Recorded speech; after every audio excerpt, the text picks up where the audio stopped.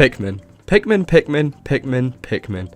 Where do I even start? Pikmin was a huge part of my childhood. It was one of those franchises that managed to be family friendly and absolutely horrifying at the same time. Since then, it's become one of, if not my favourite franchise of all time. But to be honest, Pikmin is odd.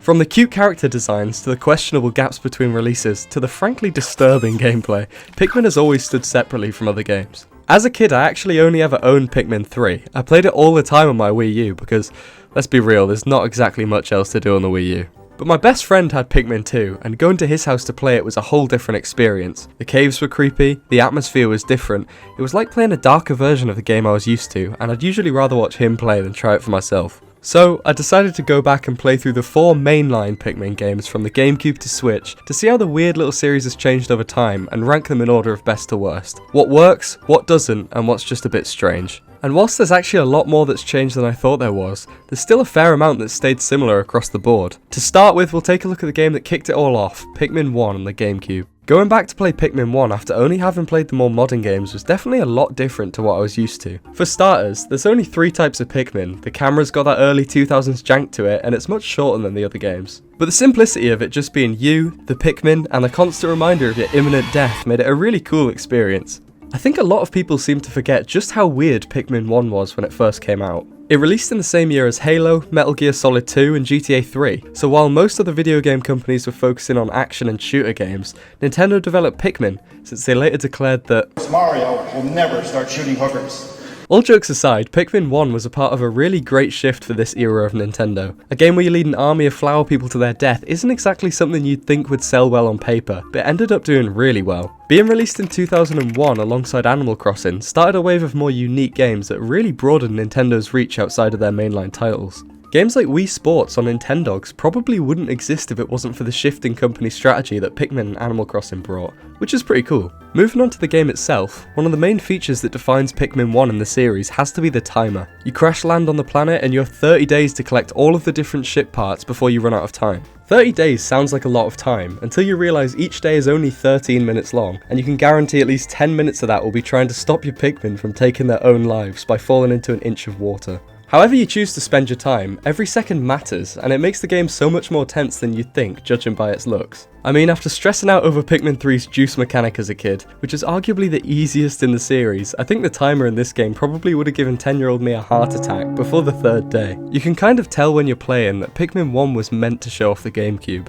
It feels a lot like a tech demo turned game, which makes sense, since it evolved from the Mario 128 demo a few years prior. But instead of turning it into an action game, they focused on making something that feels like an alive world. The game's much smaller and a lot shorter than the others, but I think that beneath the surface of Pikmin 1 is the foundation for something really unique, full of the chaos and relaxation you don't find in many other Nintendo games. It's funny because even though the game isn't long at all, the tension makes it feel so much bigger than it actually is when you first play it. In the later games, losing 20 Pikmin doesn't really matter too much, but in this game losing 20 Pikmin feels like it should become a national holiday out of respect for the fallen. I think the stress it gives you is part of the reason why it was so critically acclaimed on release. It became a cult classic pretty quick. The type of game where if you played it, you wouldn't stop telling people, and everyone else would think you're a bit of a Even if it wasn't some insane genre-defining game, Pikmin 1 definitely laid solid groundwork for the future of the series. It was stressful yet fun, something that the following games managed to improve on with the time management, strategy and puzzles. But Pikmin 2, that's where things get a bit more foggy. Nintendo turned around to Pikmin 1, said hold my onions, and decided to take a bit of a darker route, at least for now. Pikmin 2 is a game that after playing through it properly, I absolutely love. As a kid, most of my memories of this game came from my best friend at school describing the Water Wraith the same way the other kids would talk about Jeff the Killer. So I thought what better way to introduce this game than to get some thoughts from the man himself, the king of Pikmin 2, Lordgatkin. Greg, how are we doing, man? Oh, I'm doing good. How are you? I'm pretty good. So, Pikmin 2, that's your game. What do you think makes Pikmin 2 different from the others? I think it's a really good middle ground of what you get in like the later games. Of the art direction is like Pikmin 1 but evolved, but it doesn't like go towards the modern kind of cartoony art style you see in 3 and 4. So with that being said, what do you think's the thing that you remember the most from playing Pikmin 2 as a kid? I mean, it's got to be the Water Wraith. The Water Wraith. It's got to be the Water Wraith. Oh, I remember watching Sugar Conrad play that. And that scared me as a kid, and then getting the game and playing it scared the hell out of me as well. So out of all like the features and stuff in Pikmin 2, what do you think like made it stand out from the other games as well? I do like, obviously, the multiple characters. You can like go between Louis and then, you know, the president. Yeah. There's no countdown like there was in Pikmin 1, so you don't have to be so time crunchy about everything. But like, to make the game faster and progress quickly enough, you need to actually split your members up. And finally, last question. What is your favourite Pikmin type? I think blue has to be my favorite type. Blue? They're just so stupid. They're so stupid, man. I love them. Purple Pikmin because they look like me. They look like you. Yeah, big Elaborate. and fat. Okay. Youth of solos, youth of solos. I can't keep that in. Honestly, Pikmin 2 feels so different from Pikmin 1. This game had less of a tech demo feel to it and feels really fleshed out compared to the first. The areas are bigger and more lifelike, there's a bigger main goal than collecting 30 parts of the whole treasure system, and the game doesn't rely on just tension to feel meaningful.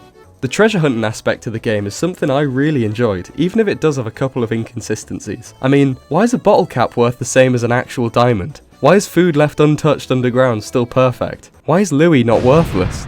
There's plenty of things in Pikmin 2 that I could spend hours talking about, but I think the one I definitely need to mention is caves. The game doesn't have a timer like in the first, but that doesn't mean there's no tension at all. Finding yourself 4 layers deep in a dingy cave, and hearing a faint whistle to let you know that unimaginable horrors have arrived was terrifying. Something about the atmosphere of the caves in this game is just completely different to anything else in the series. It's eerie, dark, dangerous, and at times can be really difficult to try and navigate. Aside from the random wooden toy area that for some reason exists underground, but I try not to think too hard about that. All in all, Pikmin 2 is probably my favourite game in the entire series. It's weird and wonderful, and the contrast between disturbing and cute elements of the game probably sums up what the Pikmin series wants to be perfectly. It manages to trade out at least a little of the stress from Pikmin 1 for more exploration and strategy, and despite its chaos, I'd say it's probably the most fun and most replayable in the series. After leaning into Pikmin 2's darker tone, Nintendo decided to shift towards something much brighter with Pikmin 3's release. 9 years later. I actually have no idea why it took them this long to make the next game. Some people think it's because Nintendo had their hands full with Mario Galaxy and things like that, but I reckon it was more to do with the Wii U release than anything else. If you look at when they started developing Pikmin 3, it was during the Wii era, which they then scrapped, only to bring it back in higher quality and adapted for the Wii U's gamepad. I'm not gonna lie, it is kind of a smart move to add some more recognisable titles to the new console to make people buy it, but evidently it didn't work that well. Whilst the Wii U wasn't exactly the commercial success that everyone expected, Pikmin 3 itself actually turned out great. The colours are brighter, the world looks better, the caves are... What do you mean there's no caves? Oh. Caves aside, I really did enjoy Pikmin 3.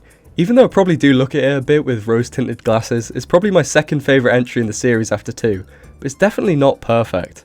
As well as making the game a lot brighter and a bit less eerie than Pikmin 2, the game also became a lot more welcoming for new players. Pikmin 3 is significantly easier than its predecessors, and I mean a lot easier. Losing Pikmin doesn't feel like that much of a loss, rock Pikmin are insanely strong, and there's not really any rush to get things done. It's mainly because this game's juice system that I mentioned before means that you could find enough fruit to last you guys almost a week in less than a day. I remember being stuck on a part of the game as a kid, except I had such a massive stockpile of fruit that I could spend about 10 days trying to figure it out and not be in much trouble at all, for better or worse.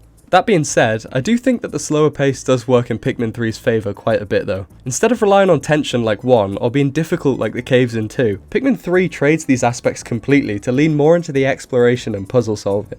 I mean, sure, there's a couple of bosses along the way, but for the most part you can take them out pretty easily, which mainly comes down to the new Pikmin types, especially the rock Pikmin, which are easily my favourite in the whole series. It's not even that I prefer them just because they're useful or anything, I just love the fact that all the others so far actually look like Pikmin, and this guy is just a rock. And it's even funnier to see them try and make plushies of it, because they just look a bit... ugh. I do find their addition to the game a bit weird though. I mean, they already had purple Pikmin as the sort of heavy type of Pikmin. I'm not sure why they removed the purple and white ones from the main story and only had them in the other game modes, but I'm guessing it's something to do with them wanting to make the game not too complex for newcomers. I don't think there's actually even much else I want to say about Pikmin 3. I just think it's a fun little game and it's a great entry into the series. I reckon the reason it's so much easier and brighter than the previous two is probably because of the focus on family-oriented games on the Wii U, which makes sense considering this game has a decent co-op mode as well. Whilst it might lack a lot of the tension and strategy of Pikmin 1 and 2, it manages to trade that out for having better controls, better graphics, and a hell of a lot more polish. If I wanted to introduce someone to the series, I'd probably recommend this one first, but I can kinda see why people who grew up playing the first two get annoyed about the direction Nintendo took the franchise, especially after playing through Pikmin 4 and having the exact same thoughts, another 10 years later. Now, don't get me wrong, I did love playing through Pikmin 4, but I had a lot of gripes with it. It feels like they tried to build on what Pikmin 3 was, with a focus on exploration rather than tension again, but it's like they couldn't really decide what they wanted the game to be. It has all of the different types of Pikmin from the previous games, aside from the Bulbmin, and even new ones. It's like part of Nintendo wanted the game to be complex and involve all the different types and puzzles, but the other half wanted to stay accessible to new or younger players. So instead of finding a middle ground or settling for one or the other, they came up with probably the worst compromise possible. Oatchi. Oatchi is the dog you get in Pikmin 4, and genuinely might be my least favourite addition to the entire series. He's essentially another captain, except he's able to carry objects, attack enemies, and even carry you and your Pikmin on his back. I know, I just said I hate him then listed a bunch of things that seem good, which they are, in theory. The thing is, Oatchi is useful. So useful in fact that by the end of the game he can take down enemies entirely on his own and pretty much do everything you'd normally use the Pikmin for, which is where the problem starts. Now it might just be a me thing, but I feel like the inclusion of essentially a super Pikmin completely ruins any strategy the game had as a whole. He's a really cute addition to the game, but it feels a lot like they traded using all of the Pikmin types to their full potential for an everything type Pikmin. Instead of having different puzzles and strategies for each area that need more planning about which types to use and why, you can just bring Oatchi. Instead of the horrifying moments where you lose 40 Pikmin to a boulder, they're safely on Oatchi's back. Instead of wondering what happened to your purple Pikmin you thought was safe carrying a treasure back to the ship, you can just get Oatchi to do it, and there's no danger. In all honesty, I do think Oatchi would have made a great addition to the game if he was like an optional help mode, like the Golden Leaf in Mario 3D Land or something. But having him be a main part of the story makes it a whole lot different gameplay-wise than the other games in the series are. Oatchi aside, there is a lot of things I do like about Pikmin 4. The areas look gorgeous and feel really alive, there's a massive variety of enemies that feel unique to fight, and there's even an Olimar mode, where you can play pretty much the entirety of Pikmin 1 through Pikmin 4's areas. I did really enjoy playing through the game, and I don't necessarily think it's a bad entry into the series. I just think the issues are a lot more noticeable for me without the nostalgia factor that I probably have for the other games. It's mainly just choices they made when designing the game that feel like they could have been done much differently. Why have snow levels in a bunch of the other games? They're not in the game where you introduce Ice Pikmin. Why spend so much time making a visually amazing boss fight, only for it to be beatable in under a minute? Why make so many night mode levels, only for them all to be very repetitive tower defense minigames? Why bring caves back, but then get rid of all of the difficulty that made them tense in the first place? I've got a lot of questions, none of which seem to have a great answer, and I think the one thing that was the cherry on top about things I whine about in this game is the house level. In all of the Pikmin games, the planet's presented as somewhere that used to be occupied by humans who have since disappeared, and now nature has reclaimed everything, shown by the old buried man-made objects the game calls treasures. So why, genuinely why, is the house still pristine? Yeah, there's some enemies dotted about and holes in the floor, but like, nothing's overgrown. No broken windows, no vines on walls, no holes to the outside, nothing. I remember seeing the trailer for Pikmin 4 before it released and being so excited, and seeing the house level and just being confused. I know it's super nitpicky, but I think given how much creativity and design freedom Pikmin's shown over the years, I just can't understand how much of an oversight this entire level is, even if it is fun to play on. Looking back, it has to have something to do with the weird animation they've done recently, of like a baby in a house with loads of Pikmin. But when that didn't exist on release, it was really confusing. With that being said, it's time to put the final ranking on the board and give you my list of Pikmin games best to worst. In first place we have Pikmin 2 for having the most chaos and best atmosphere. In second place we've got Pikmin 3 for the polish and exploration. In third place we've got Pikmin 1 with a good basis for the rest of the series. And finally, in last place we've got Pikmin 4. It's not a bad game by any means, it's just got a bunch of small issues that put it that little bit lower than the rest. Overall, I think it is fair to say, Pikmin is odd. Even with all of its flaws and differences across the series, there's still nothing like Pikmin out there that manages to make you feel so relaxed, yet so stressed out at the same time. It is pretty crazy that a game about throwing radish people at creatures 50 times their size has managed to stick around for so long, but I wouldn't have it any other way. Pikmin's weird and wonderful, and even after a decade of playing it, I'm still not any better at keeping them alive, and Greg still has PTSD over the water wraith.